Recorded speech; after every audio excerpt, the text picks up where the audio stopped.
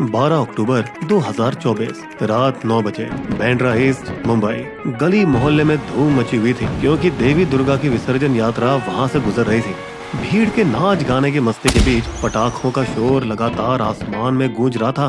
पास की गली में अपने बेटे के ऑफिस में विराजमान कांग्रेस से एनसीपी में छलांग लगाने वाले नेता बाबा सिद्दीकी एक नए बिल्डिंग प्रोजेक्ट पर चर्चा कर रहे थे। 30 मिनट बाद सिद्दीकी बाहर निकले। साथ में उनका ड्राइवर और एक कांस्टेबल था जो उनकी सुरक्षा में तैनात था और वो चलने लगे अपनी गाड़ी की ओर जो हमेशा की तरह कुछ 200 मीटर की दूरी पर पार्क की गई थी। ये उनकी पुरानी आदत थी क्योंकि उस दूरी को तय करते हुए उन्हें अपने कार्यकर्ताओं से मिलने और अपने समर्थकों के बीच अपनी मौजूदगी दिखाने का मौका मिलता था। लेकिन त्योहार की मस्त भीड़ का फायदा उठाते हुए पास के ऑटो रिक्शा में 3 लौंडे चिपकर उनका इंतजार कर रहे थे। उन तीनों के चेहरे रुमाल से ढके हुए थे और कुछ भारी चीजों से भरे बैग को उन्होंने कस कर पकड़ा हुआ था।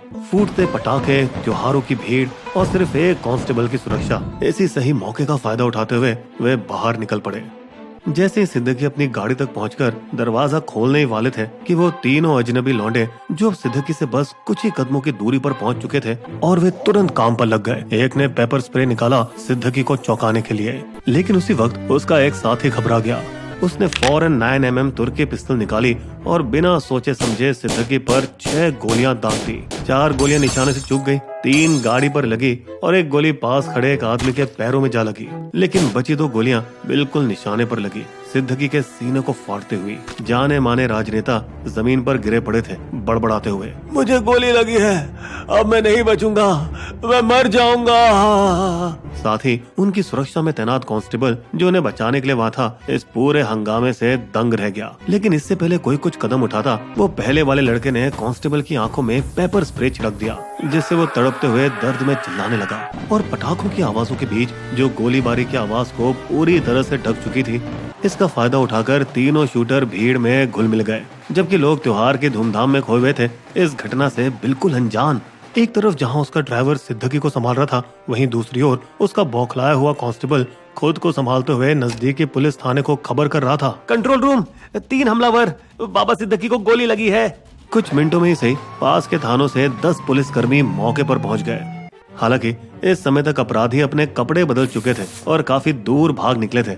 उनमें से एक शूटर इतना हरामी था कि अपनी शर्ट बदलने के बाद वो सिद्दीकी की बॉडी देखने वापस आया। अजीब बात तो ये थी कि पीछा कर रही पुलिस ने उसी शूटर से मदद मांग ली। 3 शूटर यहाँ से भागते हुए देखे क्या? शूटर? नहीं तो।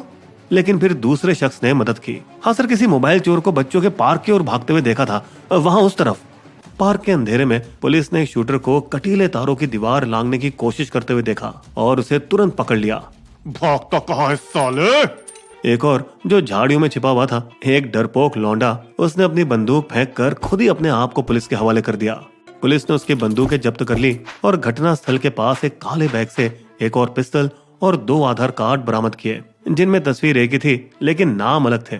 लेकिन तीसरा शूटर जो भीड़ में घुल गया था इतना खूंखार था कि वो लीलावती अस्पताल तक पहुंच गया जहां बाबा को भर्ती कराया गया था, शायद ये देखने के लिए कि उनका मिशन पूरा हुआ या नहीं, जिसकी पुष्टि उस रात टीवी चैनलों पर कर दी गई थी और घटना ब्रेकिंग न्यूज बन गई थी।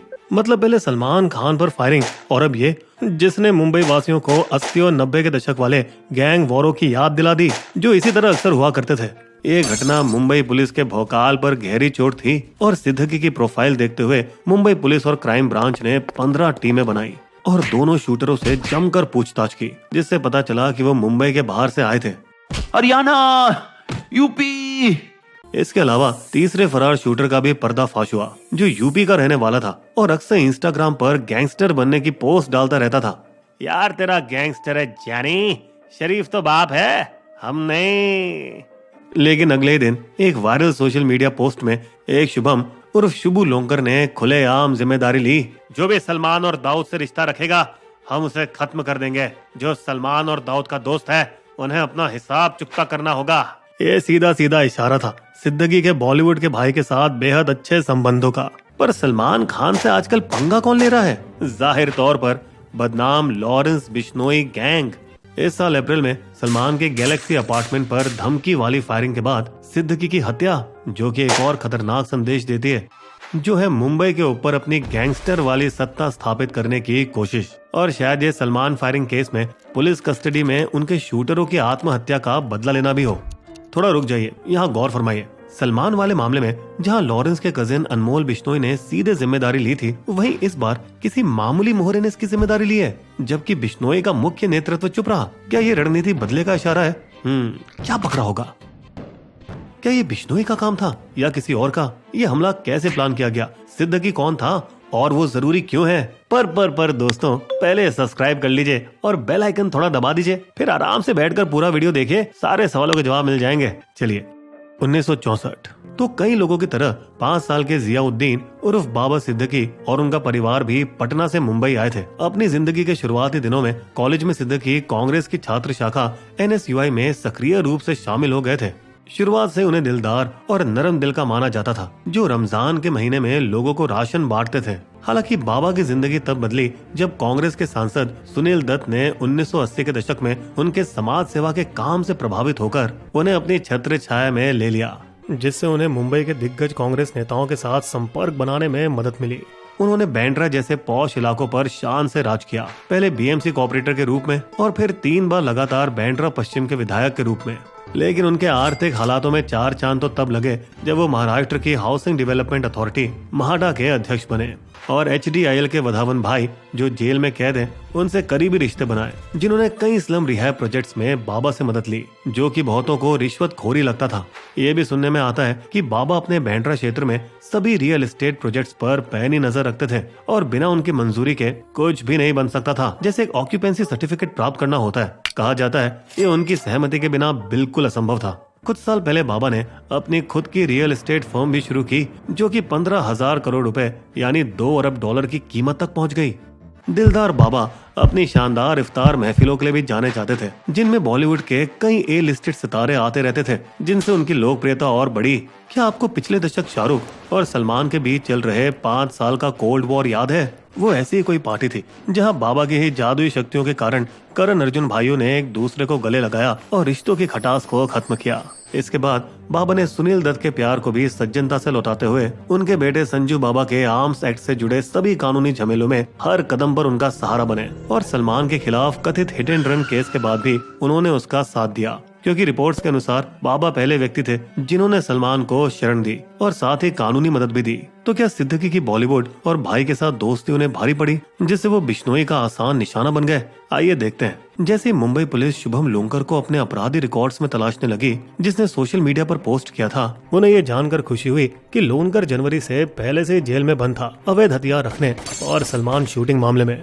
लेकिन फिर ये क्या, पुलिस की खुशियां यूं उदासी में क्यों बदल गई जब उन्हें पता चला कि सितंबर में उनकी जमानत हो गई थी, जिसके बाद वो गायब हो गया था। फिर भी पुलिस ने हार नहीं मानी और शुभम के फेसबुक अकाउंट को ट्रैक करते हुए बड़ी मेहनत से उस अकाउंट के असली संचालक को खोज निकाला, प्रवीण लोंकर, शुभम का भाई, जिसे तुरंत गिरफ्तार किया गया और उसने साजिश के सारे राज उगल दिए।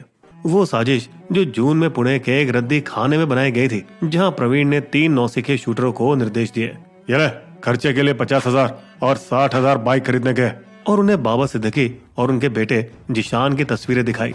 दोनों को उड़ाने का क्या, या कम से कम एक को तो उड़ा ही देना। साथ ही उनको चेतावनी भी दी, और हाँ, कोई भी SMS नहीं, ना ही WhatsApp, समझे? उन्होंने सिर्फ इंस्टाग्राम और स्नैपचैट यूज किया, क्योंकि वहाँ हर मैसेज एक बार पढ़ने के बाद गायब किया जा सकता है, जिससे उसे ट्रेस करना नामुमकिन हो जाता है। पुणे से निकलकर फिर तीनों शूटर मुंबई के पूर्वी उपनगर कुर्ला में एक घटिया से फ्लैट में रहने लगे। कई दिनों तक एक हाल ही में खरीदी गई सेकंड हैंड बाइक पर तीनों ने सिद्दीकी के जाने पहचाने स्थानों पर गेड़ियां मारी और उनकी हर प्रतिक्रिया पर नजर रखी। फिर कुछ और खिलाड़ी मैदान में आए, इस बार उदयपुर से, अपने साथ असली हथियार लेकर 3 पिस्तौल और 65 गोलियां। ये मंजे हुए शूटर नहीं थे और इन खराब शूटरों ने YouTube वीडियो देखकर खाली मैगजीन के साथ शूटिंग की प्रैक्टिस की। शायद इसी वजह से 9 के शूटर घबरा गए और प्लान के मुताबिक गोली नहीं चला सके। इतने नजदीक से भी 4 शॉट चूक गए। ये लोग इससे पहले सिद्दीकी को मारने की 10 कोशिशें कर चुके थे, लेकिन हर बार चूक गए। कभी उनके समर्थक सामने आ गए और कभी सिद्दीकी ही मौके पर नहीं पहुंचे।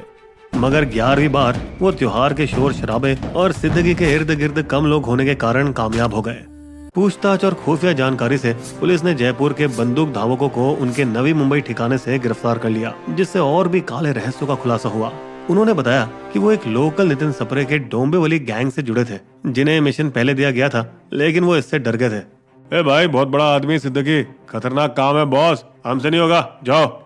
तीसरे शूटर की गिरफ्तारी नेपाल सीमा के पास उत्तर प्रदेश के बहराइच से सांप्रदायिक तनाव के बीच में हुई। इससे साजिश के मास्टरमाइंड की पहचान सामने आई, जो कि था पंजाब का अपराधी ज़ीशान अख्तर, जिसे शायद बिश्नोई के किसी आदमी ने पटियाला सेंट्रल जेल में एक सुपारी दी होगी। बड़ा मिशन है, इनको टपकाने का है। लेकिन फिर से सिस्टम की लापरवाही के कारण जैसे शुभम लूंकर भागा, वैसे ही ज़ीशान भी जून 2024 में जेल से जमानत मिलने के बाद फरार हो गया और आज भी वो गायब है जैसे रात के अंधेरे में छिपा कोई सांप। लेकिन क्या ये सब सिर्फ मुद्दे को भटकाने वाली बातें हैं? क्या सिद्दीकी की हत्या का असली कारण बिल्डर माफिया से लड़ाई हो सकती है? क्योंकि इसी साल की शुरुआत में सिद्दीकी और उनके बेटे ज़ीशान ने बीकेसी जैसे पॉश इलाके में 2 स्लम रिहैब प्रोजेक्ट्स के खिलाफ विरोध किया था और उन्होंने कथित तौर पर एक पैम्पलेट बांटा था जिसमें उन्होंने लोगों से दरख्वास्त की थी कि वे एक खास बिल्डर के साथ एग्रीमेंट ना करें। तो क्या ये हो सकता है कि किसी बिल्डर माफिया ने लॉरेंस बिश्नोई गैंग को ये काम सौंपा हो और इसका सलमान से कोई लेना देना ना हो? अब जबकि अनमोल बिश्नोई को सैक्रामेंटो यूएस में गिरफ्तार कर लिया गया है, तो क्या अब हमें इसके पीछे की असली सच्चाई का पता चल सकता है? बिस्बो की शायरी, बाबा सिद्दीकी की हुई हत्या बीच बाजार, बिस्बो चैनल ढूंढता हत्यारों के तार। क्या ये सारा खेल है बिश्नोई का काम या कारण कुछ और है और अलग कुछ नाम? हमारे वीडियो कंटेंट के सोर्सेस आपको डिस्क्रिप्शन में मिल जाएंगे।